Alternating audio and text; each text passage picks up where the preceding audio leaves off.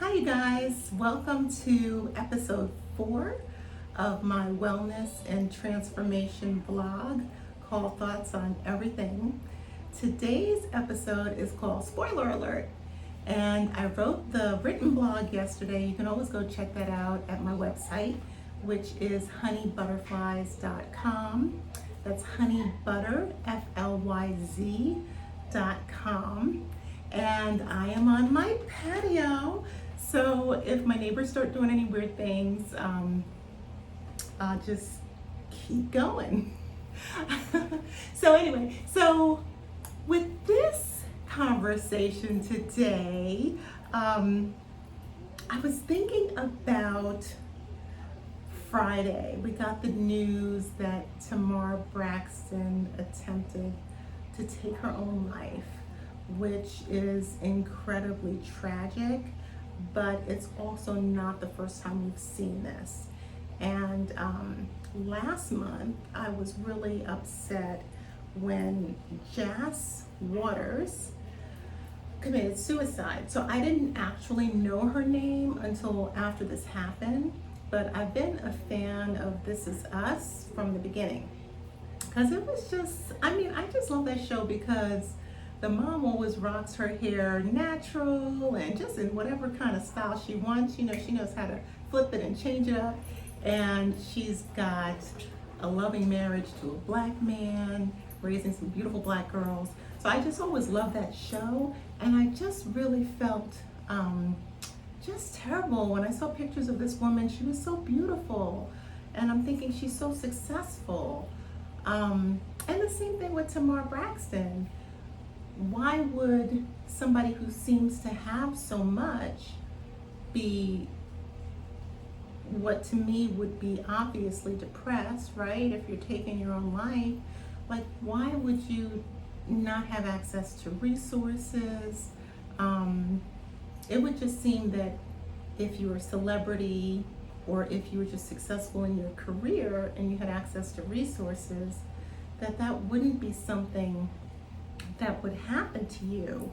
And then I started pulling some statistics and stuff.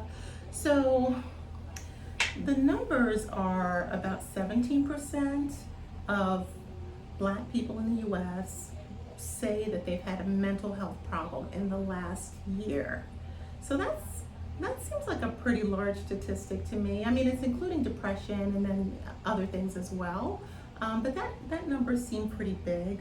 And then I guess I just wanted to weigh in on some of my thoughts around that. So I always say that I think we have a crisis of authenticity in this country, and that between the internet filters and all the makeup and the weaves and just everything we do to create whatever illusion that we're putting out into the world, it could be our clothing, the whole uniform and everything, and even like maybe elements of our personality, right? We only let people know what we want them to know. And sometimes I just think by the time we do all of this zhuzhing and masking and making up and glamming up and all of that stuff, that sometimes we can forget who we really are underneath all of that. Or we may have never known. So in my book, Thinking Outside the Chrysalis, A Black Woman's Guide to Spreading Her Wings, which I think I do have a copy over here because I gotta do my shameless plug. So this is the book. I talk about what does it mean to know who you are. Is it your name or your address or your height or your weight or who your parents are or your date of birth and all these things, your driver's license number? And I would say that those are not what makes up who you are, right? Those are kind of identifiers for you or statistics about you. But who you are is kind of a journey that you explore for yourself, hopefully, because I do believe you can go through your whole life and not know who you are. But so who you are consists of things like what your values are, and not your parents' values, your values, not your nation's values, your values. So having taken time to reflect maybe what your religious values that were given to you are versus what you actually believe, or what your parental values that were given to you are versus what you actually believe. And the same thing with the nation and everything else. So who you are is your values, right? And then also kind of your likes and your dislikes, and not what everybody else thinks you should like and dislike, right? Everybody's got to get the same dress or jeans or whatever. So I think that there's some work there, right, to figure out who you are. And then once you figure out who you are, from there you can develop self-love, right? And I think that if that foundation isn't there and we just start trying to kind of tell ourselves we love ourselves when we don't know who we are, we end up feeling really void.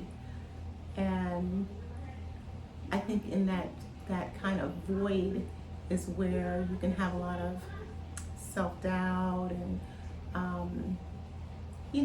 even self-hatred. So that's kind of my 2 cents on that. And what I was thinking about is, well, how do you avoid kind of sliding down this slippery slope, So we can all make a commitment to do some work to, get to know our authentic selves and that kind of thing, but where to start? So I came up with 3 things, and the first one is setting aside time for yourself. So even if you have a husband who's all over you, who wants to know where you are all the time, or a boss who's all over you, who wants you to work 18 hours a day, or you got 6 kids who all need something, you as a person have to have some private time for yourself. So if it means locking yourself in the bathroom so that you can take a bubble bath, or locking yourself in the bathroom so you can even get 10 minutes, because I know what it was like when I had a young child. Just taking some time that's your personal time. And then what you do with the time, there's all kinds of modalities. You could be doing meditation, or you could be reading a book, or you could just be taking some quiet time.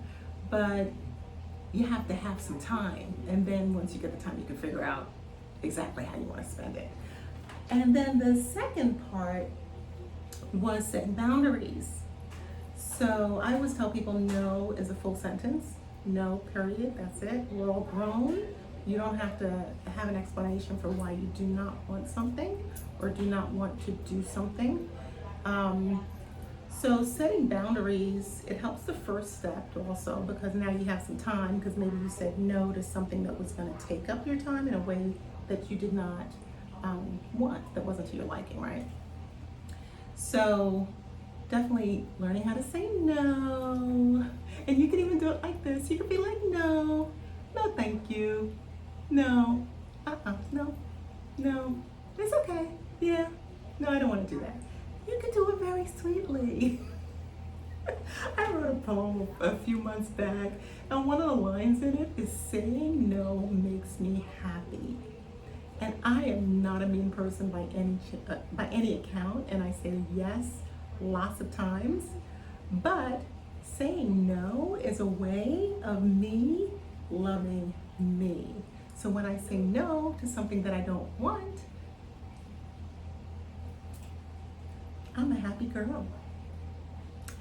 And the last piece is connection.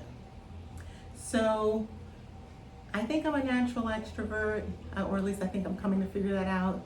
I have a lot of friends who tell me they're introverts. And introvert, extrovert, it doesn't matter, we all need connection. So if there's someone that you haven't heard from in a while, not everybody's doing Zoom meetings, pick up the phone, that's still a thing. You could text them, but it is still a thing to actually just call someone and say what's up, So stay connected. Don't get too lost in your own thoughts. And if you can get to know yourself so that you have authentic connections, then that is primo. I just went Italian on y'all. Y'all weren't ready for that. But anyway, so that's what I was thinking today. I hope that helped you.